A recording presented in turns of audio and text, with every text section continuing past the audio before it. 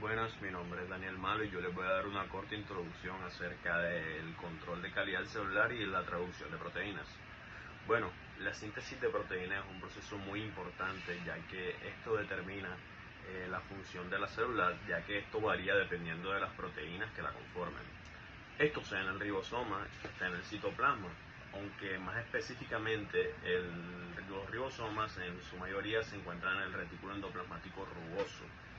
Esto, lo que se conoce como traducción, es un proceso que va posterior a la transcripción, que ya se forma el ARN mensajero que lleva todos los nucleótidos correspondientes para la fabricación de la proteína en ribosoma.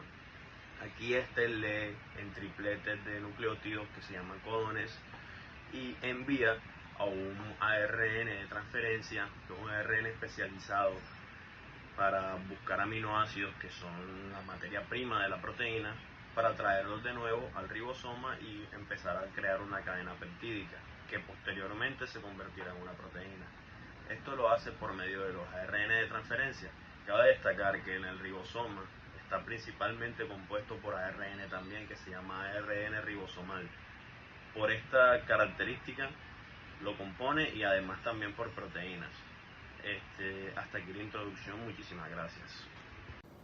Bueno, yo voy a hablar sobre el proceso de la traducción y alargamiento. Antes de que el ARN de transporte participe en la síntesis de proteína, debe ser cargado con su aminoácido específico. Este proceso lo realiza una enzima llamada aminoácido ARN de transporte sintetasa, formando una molécula llamada aminoácido de ARN de transporte. La iniciación de la traducción comienza cuando la subunidad menor del ribosoma se une a la ARN mensajero y reconoce el codón de inicio, que generalmente es el AUG.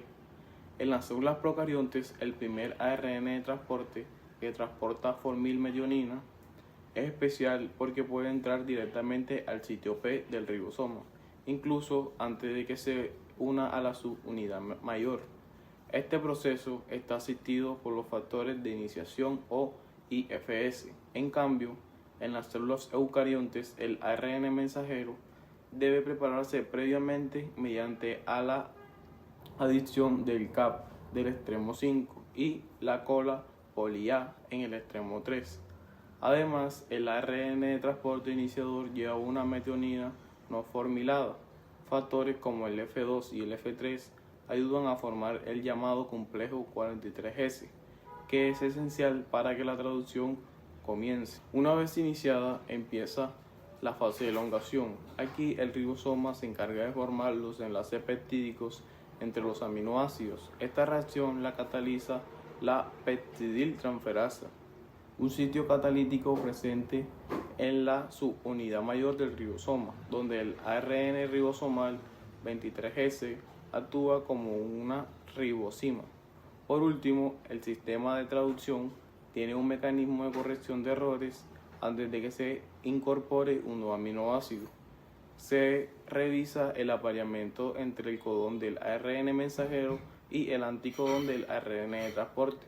Si no coinciden, el aminosil del ARN de transporte se descarta y el sitio A queda libre para recibir el correcto, garantizando así la fidelidad de la secuencia proteica. Buenas tardes, en esta parte del video les voy a hablar sobre algo muy importante que ocurre dentro de las células, que es el control de calidad de las proteínas en el retículo endoplásmico. Este proceso es fundamental porque garantiza que esas proteínas que la célula producen estén correctamente formadas y puedan cumplir su función sin causar ningún daño. Cuando una proteína se fabrica, no basta con que tenga la secuencia de aminoácidos correcta, sino que también necesita plegarse adecuadamente. Es una forma de decir que adquiere una forma tridimensional específica. Si una proteína no logra alcanzar esta forma, se convierte en una proteína mal plegada, y esto puede ser peligroso porque esas proteínas tienden a formar agregados tóxicos que interfieren con el funcionamiento normal de la célula. Por esto, el organismo tiene mecanismos muy precisos para reconocer y corregir todos estos errores. El retículo endoplasmático es el lugar donde ocurre gran parte de ese control. Podemos imaginarlo como o una fábrica de ensamblaje donde las proteínas se revisan una por una antes de ser enviadas a cumplir su función. Aquí las proteínas recién sintetizadas reciben la ayuda de unas moléculas llamadas chaperonas moleculares. Se actúan como asistentes o como guías, asegurándose de que cada proteína se aplique correctamente y no se acumule de manera incorrecta. Gracias a ellas, la célula evita que las proteínas se peguen unas con otras o se vuelvan inestables. Además de las chaperonas, en el retículo endoplásmico también trabajan otras enzimas que cumplen funciones específicas, como son el disulfuro isomerasas. Se encargan de formar y corregir puentes de disulfuro, que son un tipo de enlace químico muy importante para darle estabilidad a las proteínas. También están las peptidilprolil cis-transisomerasas, que ayudan a que ciertos enlaces adopten una orientación adecuada. Todos estos procesos ocurren de manera coordinada para que la proteína logre su forma final, conocida como estado nativo, que es la forma en la que puede funcionar correctamente.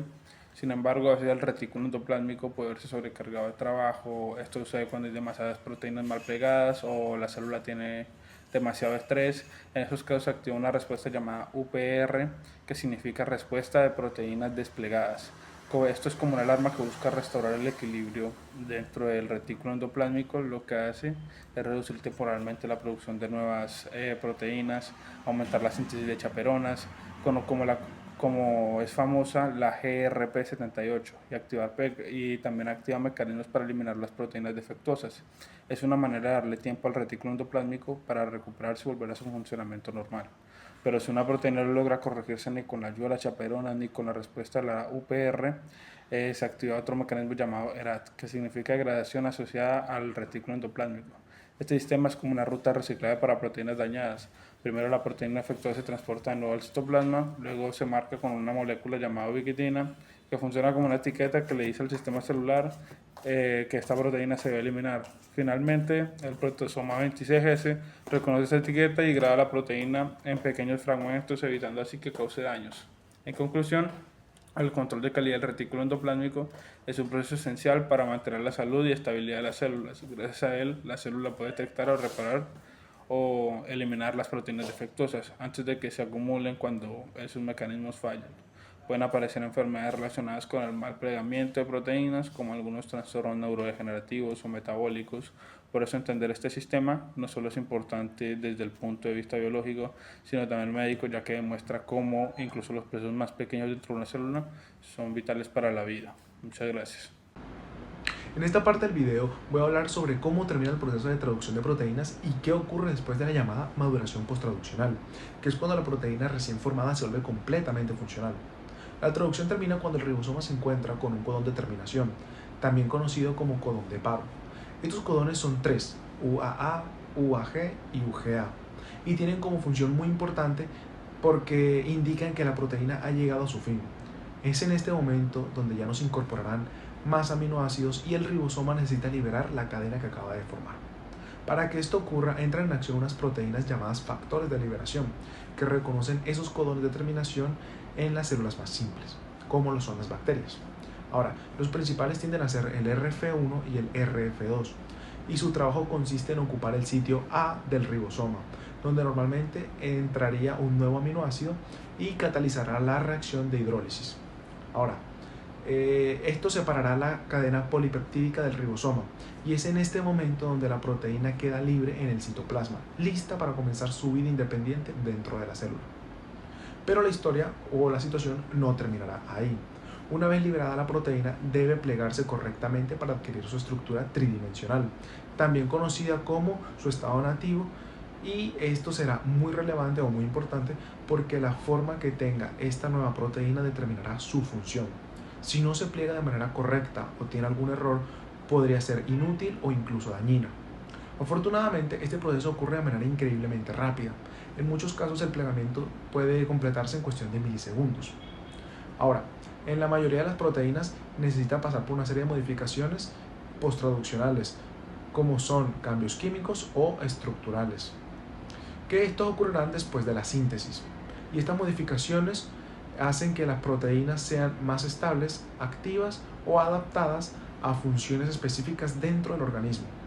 Algunas de estas ocurren mientras la proteína todavía se está sintetizando y otras suceden después de que hayan sido liberadas por el ribosoma. Entre las modificaciones más comunes está la fosforilación, que consiste en añadir un grupo fosfato a ciertos aminoácidos como la serina, la treonina o la tirosina.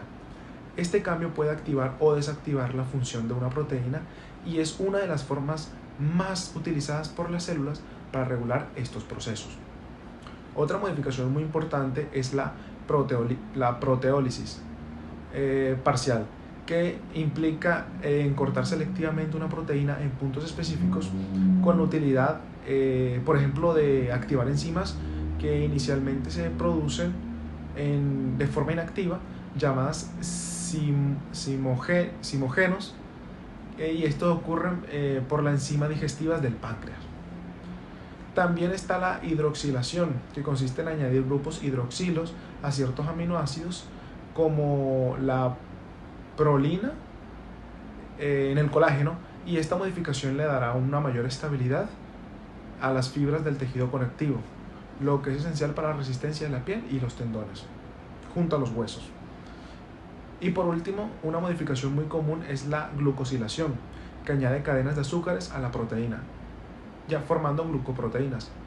Este tipo de proteínas son más solubles en agua y suelen tener funciones importantes en la comunicación entre células y en la respuesta del sistema inmunológico. Ahora, para dar una conclusión a esto, la terminación y maduración posttraduccional son etapas fundamentales para que la proteína se convierta en una molécula activa y funcional, desde la señal de paro que detiene la síntesis hasta las distintas modificaciones químicas que la preparan para su función. Todo este proceso demuestra la increíble precisión con la que trabaja la célula para mantener la vida.